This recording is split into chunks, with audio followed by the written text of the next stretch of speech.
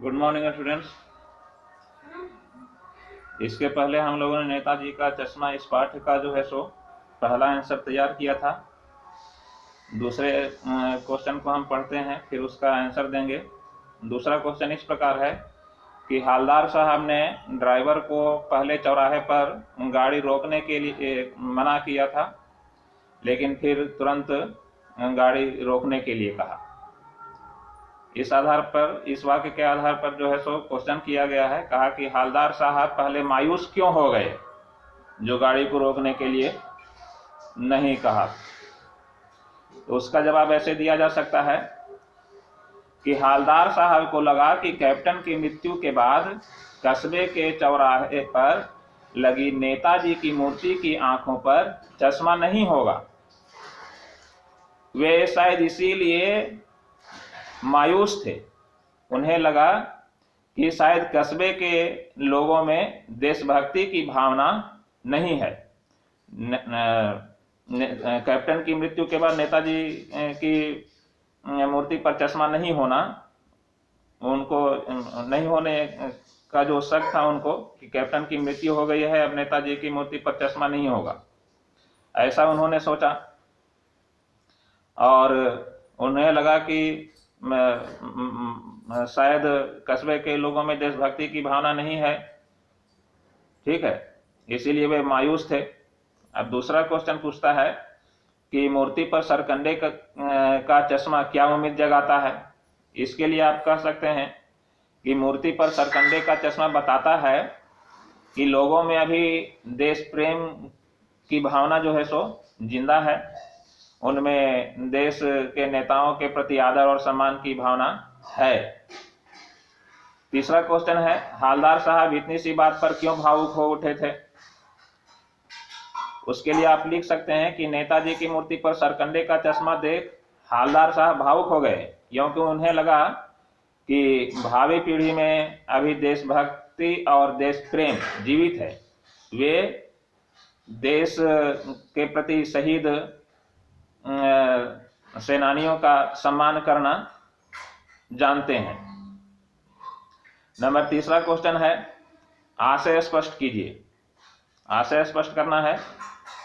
वाक्य है, बार बार सोचते क्या होगा उस कौम का जो अपने देश की खातिर घर गृहस्थी जवानी सब कुछ होम कर देने वालों पर भी हंसती है और अपने लिए बिकने के मौके ढूंढती है। इसका आशय आप ऐसे स्पष्ट कर सकते हैं, लेखक के कथन का आशय है कि जिन लोगों ने अपने देश के लिए सब कुछ अर्पण कर दिया, उन पर हंसने वाले, उनका मजाक उड़ाने वालों का क्या होगा। जो देश पर प्राण न्यौछावर करने वालों पर हंसते हैं, वे अपने स्वार्थ के लिए बिकने को भी तैयार रहते हैं। ऐसे लोगों के देश का भविष्य क्या होगा। हालदार साहब को यही चिंता थी, और उसी चिंता को उन्होंने व्यक्त किया था इस वाक्यांश के द्वारा। आगे है, पान वाले का एक रेखाचित्र प्रस्तुत कीजिए। पाठ का सारांश जिसमें मैं बता रहा था उस समय पान वाले का रेखाचित्र भी प्रस्तुत किया था मैंने, फिर से एक बार प्रस्तुत कर देता हूं। सबसे पहले तो आप ये जानिए कि कस्बे के चौराहे पर पान वाले की दुकान थी। पान वाला एक काला मोटा और खुशमिजाज आदमी था। उसके खुद के मुंह में हमेशा पान ठूसा हुआ होता था। उसके दांत लाल काले थे। उसके पास कस्बे की हर एक जानकारी होती थी। जब वह हंसता था तो उसकी तोंद थिरकती थी। वह एक भावुक व्यक्ति भी था, कैप्टन का मजाक उड़ाता था, लेकिन उसकी मृत्यु के बाद वह दुखी भी था। आगे क्वेश्चन नंबर 5 है कि वो लंगड़ा क्या जाएगा फौज में, पागल है पागल। कैप्टन के प्रति पान वाले की इस टिप्पणी पर प्रतिक्रिया लिखिए। इसको आप ऐसे लिख सकते हैं, कह सकते हैं कि हमारे विचार में पान वाले का कैप्टन को लंगड़ा या पागल कहना अनुचित है। वह एक देशभक्त व्यक्ति की भावनाओं का मजाक उड़ा रहा था। उसके मन में कैप्टन के प्रति कोई भावना थी ही नहीं। वह यह नहीं जानता, यह समझता था कि कैप्टन जो है सो नेताजी की मूर्ति पर चश्मे लगाकर उस कस्बे की इज्जत को बढ़ा रहा था और नेताजी की मूर्ति को पूर्णता भी प्रदान कर रहा था, क्योंकि उस कस्बे में ढेर सारे व्यक्ति आते जाते थे और जब देखते होंगे वे कि नेताजी की मूर्ति पर चश्मे नहीं लगा हुआ है तो कस्बे के लोगों के प्रति उनके मन में मालूम नहीं क्या क्या भावनाएं उत्पन्न होती होंगी। यहाँ के लोग हैं कि इनकी मूर्ति पर से चश्मा हटा दिया या नहीं लगाया, आधी अधूरी मूर्ति को स्थापित किया है। ठीक है, तो इसीलिए कहा लेखक ने कि कस्बे की इज्जत को बचा रहा था वह कैप्टन और नेताजी की मूर्ति को पूर्णता भी प्रदान कर रहा था। आगे है रचना अभिव्यक्ति में कि निम्नलिखित वाक्य पात्रों की कौन सी विशेषता की ओर संकेत करते हैं। वाक्य ऐसे है, हालदार साहब हमेशा चौराहे पर रुकते और नेताजी को निहारते। अब इस वाक्य के आधार पर आपसे पूछा गया है कि इसमें हालदार साहब की कौन सी विशेषता प्रकट होती है। तो आप ऐसा कह सकते हैं, इस वाक्य के द्वारा पता चलता है, जैसे हालदार साहब चौराहे पर रुकते थे और नेताजी को देखते थे, इससे पता चलता है कि हालदार साहब देशभक्त हैं और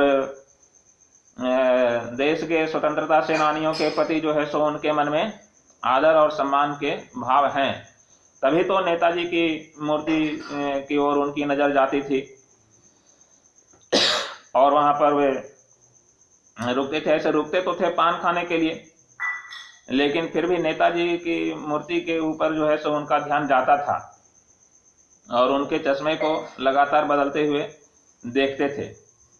तो उनकी मूर्ति के ऊपर जो है सो उनका जो ध्यान आकर्षित होता था, इससे यह स्पष्ट होता है कि वे जो है सो एक देशभक्त हैं और देश के शहीदों के प्रति उनके मन में आदर और सम्मान के भाव हैं।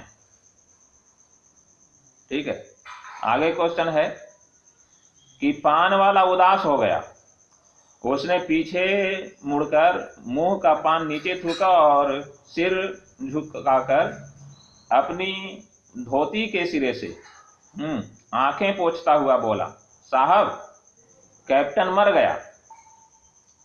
अब इस आधार पर आपको बताना है कि इसमें जो है सो पान वाले की कौन सी विशेषता प्रकट होती है। आप कह सकते हैं कि पान वाले के व्यवहार का पता चलता है कि वह जो है सो कैप्टन का मजाक उड़ाने वाला और उसके प्रति कोमल भावनाएं भी रखता था अपने हृदय में। पान वाला जो है सो कैप्टन का मजाक उड़ाता था, फिर भी कैप्टन के प्रति उसके हृदय में कोमल भावनाएं थीं। तभी तो उसकी मृत्यु पर वह जो है सो दुखी था। आगे क्या है क्वेश्चन कि कैप्टन बार बार मूर्ति पर चश्मा लगा देता था। इससे जो है सो कैप्टन की कौन सी विशेषता लोगों के सामने उभर कर आती है। तो इसके बारे में हम कह सकते हैं कि चौराहे पर लगी बिना चश्मे की मूर्ति कैप्टन को आहत करती थी, अर्थात कैप्टन के हृदय को वह आधी अधूरी मूर्ति जो है सो छूती थी, अर्थात उसे नेताजी की आधी अधूरी मूर्ति जो है सो देखने में अच्छी नहीं लगती थी। उसके प्रति जो उसके मन में जो स्वतंत्रता सेनानियों के प्रति जो आदर और सम्मान के भाव थे, उस आदर और सम्मान के प्रति जो है सो ठेस पहुंचती थी उसे। तो इसीलिए आधी अधूरी मूर्ति अर्थात बिना चश्मे की मूर्ति जो है सो कैप्टन को आहत करती थी, और वह असली चश्मा जो है सो मूर्ति पर लगा देता था। ठीक है। उसके ऐसा करने से उसकी जो है सो देश और देशभक्तों के प्रति आदर और सम्मान के जो भाव हैं उसका पता चलता है। ठीक है। आज के लिए इतना ही। अगर आप मेरे चैनल पर नए हैं तो चैनल को सब्सक्राइब कीजिए, बेल आइकन बटन को दबाइए, लाइक कीजिए, ताकि आप तक जो है सो मेरा प्रत्येक वीडियो पहुंचता रहे और आप इससे लाभान्वित हों। शेयर कीजिए वीडियो को ताकि अन्य विद्यार्थी भी इसका लाभ उठा सकें। धन्यवाद।